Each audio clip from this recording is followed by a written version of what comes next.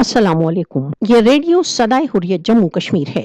नसीमा खातून से मुख्य समाचार सुनिए। अहंकारी मोदी तथा उसका हिंदुत्व ब्रिगेड भारत को सिखों सहित सभी अल्पसंख्यक समुदाय से मुक्त करने पर तुले हुए हैं। भारत में जून 1984 में अमृतसर में गोल्डन टेम्पल पर भारतीय सेना के आक्रमण के पश्चात सिखों के विरुद्ध दमन में बहुत अधिक वृद्धि हो गई। ऑपरेशन ब्लू स्टार तथा जून 1984 की कार्रवाइयां सिखों की हत्या तथा उनकी धार्मिक पहचान को समाप्त करने की एक सोची समझी योजना थी।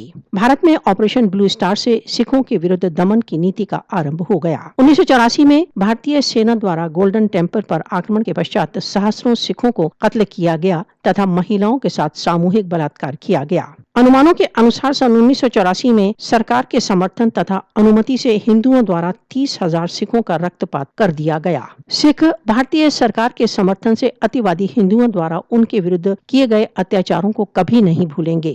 सिख भारत में जून 1984 में उनके समुदाय के विरुद्ध की गई भीषण हिंसा की अंतर्राष्ट्रीय पड़ताल की मांग करते रहे हैं। ऑपरेशन ब्लू स्टार तथा 1984 का अकाल तख्त का भयंकर नरसंहार सिखों की स्मृतियों को सदा आतंकित करता है। वीर सिख भारतीय सेना द्वारा 1984 में उनके पवित्र स्थल के नाश को कभी नहीं भूल सकते। ऑपरेशन ब्लू स्टार के समय तथा उसके बाद सिखों के हत्याकांड ने भारत की तथाकथित धर्म निरपेक्षता का पर्दाफाश कर दिया। सिख संत जरनैल सिंह भिंडरावाला द्वारा बताए गए मार्ग पर चलने के लिए कृत संकल्प हैं। अकाल तख्त पर भारतीय सेना के आक्रमण के विरुद्ध सिखों द्वारा किया गया प्रतिवाद इतिहास का एक स्वर्णिम पृष्ठ रहेगा। शूरवीर सिख उनके समुदाय के विरुद्ध भारतीय शासन के जघन्य षड्यंत्रों को विफल कर देंगे। सन 1984 में सिखों के रक्तपात के लिए भारत उत्तरदायी है। फासिस्टवादी मोदी सिख समुदाय के एक अलग मातृभूमि के स्वप्न को नहीं भंग कर सकता।